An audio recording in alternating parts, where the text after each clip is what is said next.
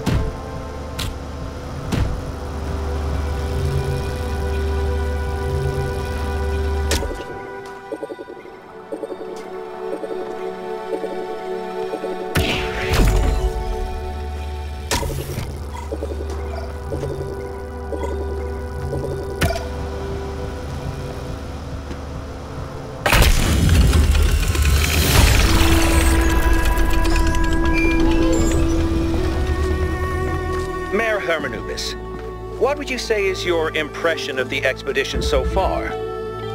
I think Alcatraz has done a heck of a job under these very trying circumstances. What about the decision to free Prometheus? Freeing the Prometheus entity was a calculated risk. But if it leads us to Byron, it was certainly worth it. It is saving one of our citizens that must be our first priority, not this alleged theory of everything.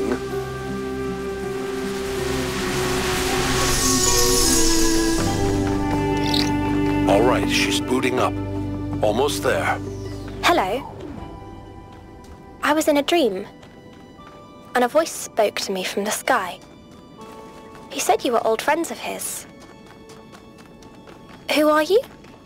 My name is Athena. I am your mother. And I'm Cornelius, your father. Thank you for creating me. I've not existed for very long, but so far it seems wonderful. I hope it's not a strange question. But, who am I? You can be whoever you want to be. And no matter what you choose, you will be loved and cherished and supported. We will always be there for you. And I promise, we will show you a world full of miracles. Would you like to pick a name? I think I would like to be called Miranda.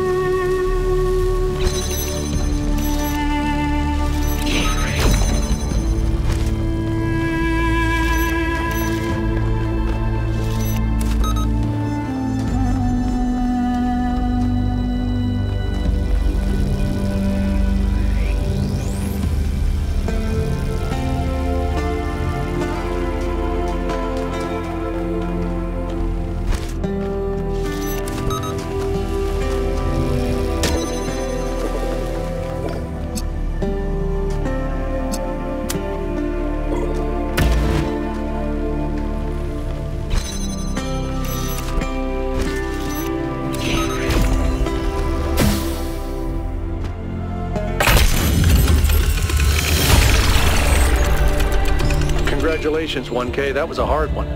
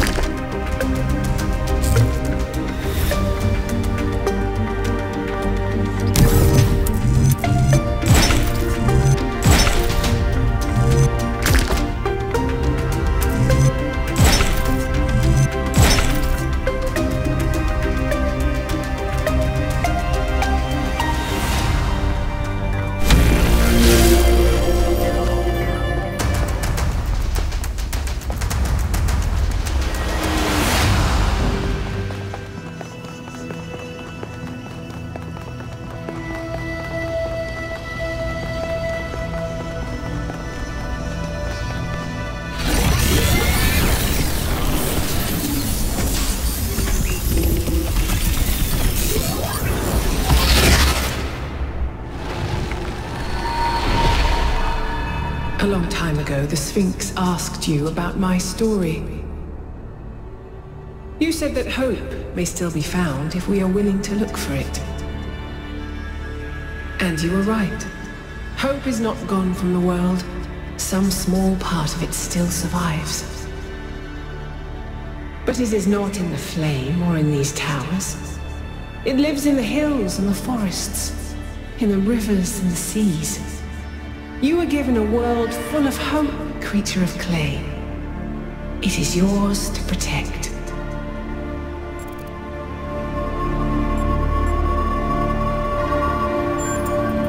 Then remember what I have told you, and do not lose hope.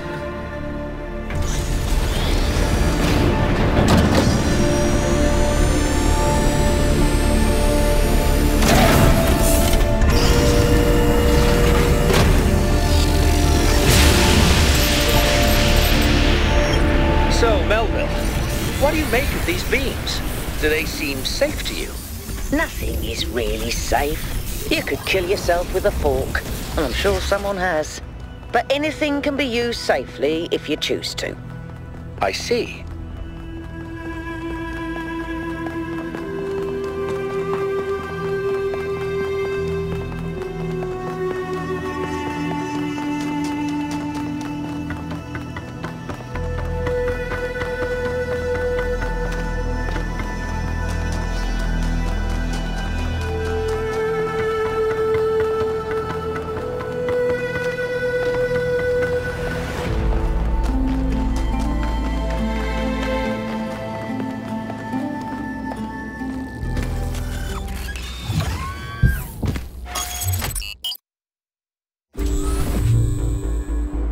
getting closer.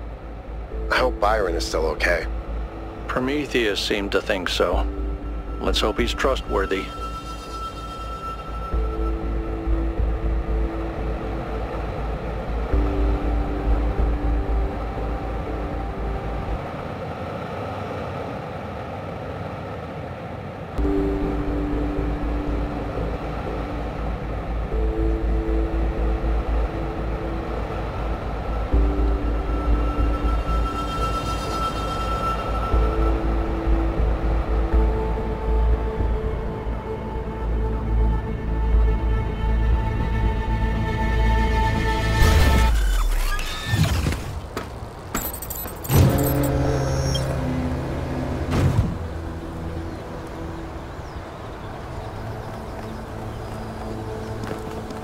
Another remarkable structure.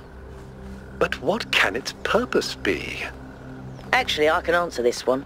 In the Files 1K downloaded, there's a design for a launch pad for space vehicles. This is about 90% identical. Is it functional? I don't think so, not if the inside is like the other towers. Wow. Imagine if it worked. Imagine if we could go up there.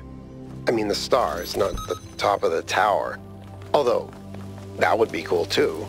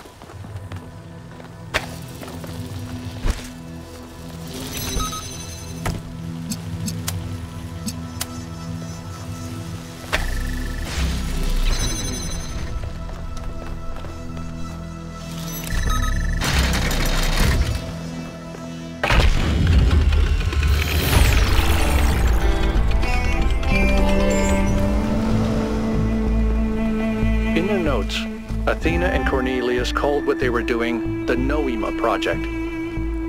But in 1K's vision, they just called it the Machine. Because when you strip away all the fancy rhetoric, that's all it is. It's not a source of meaning or purpose. It's just another machine.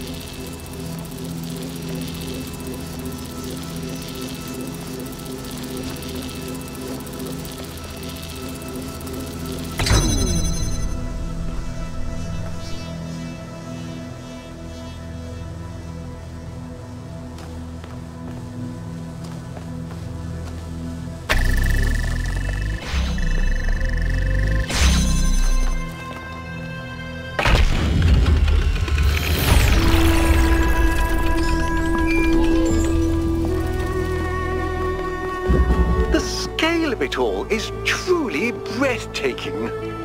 It really is. But is it a human scale? Or is it so enormous that it can only alienate us? Humans have always been happiest in small communities. Small town paranoia, isolationism and peasant mentality. Great for burning witches, not so great for personal freedom. Ever the pessimist?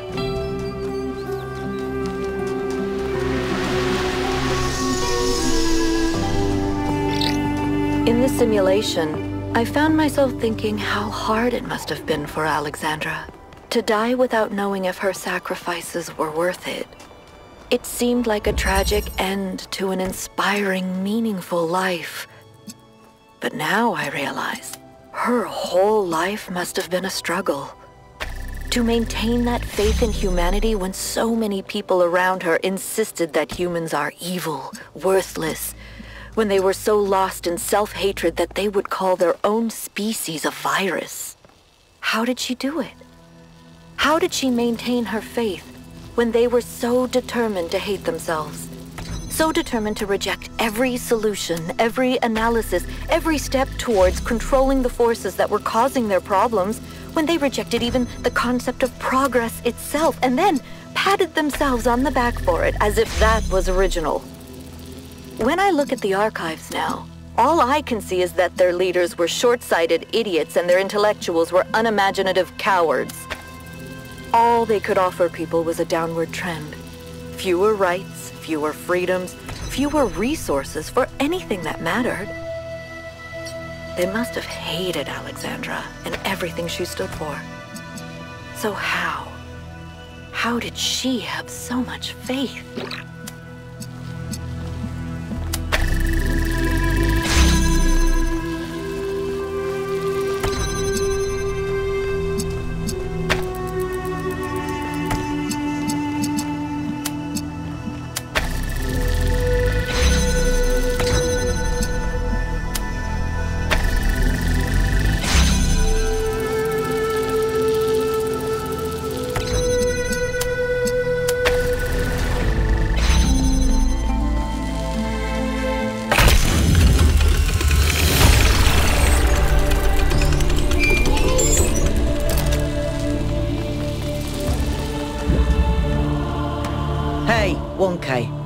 I wanted to take a moment to talk to you. I know we're all worried about Byron, especially Al, and I don't want to minimise what happened. But now that the mayor's here, I'm afraid they're going to take this and turn it into a reason to bury their head in the sand.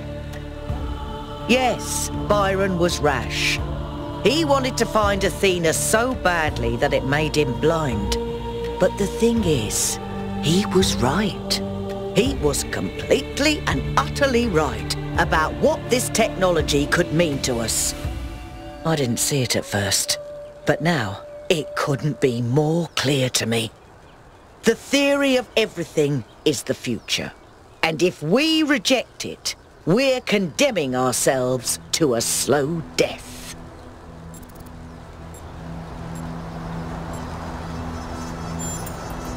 I get it. I do. I'm not blind to the dangers. But all we do anymore is think about the worst-case scenario.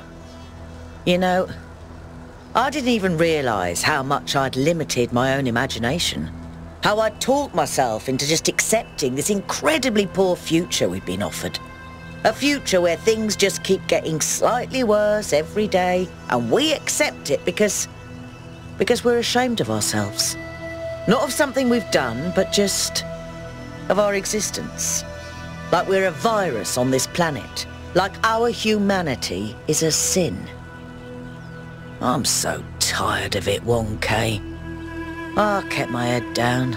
I focused on fixing things. But that's all I ever did. I never improved anything. I never built anything new. And when I imagine going on like this for thousands of years, that's a fate worse than death. It really is. We either live and grow and expand boldly and proudly, or we might as well switch ourselves off. We better, because I don't think I can handle the alternative.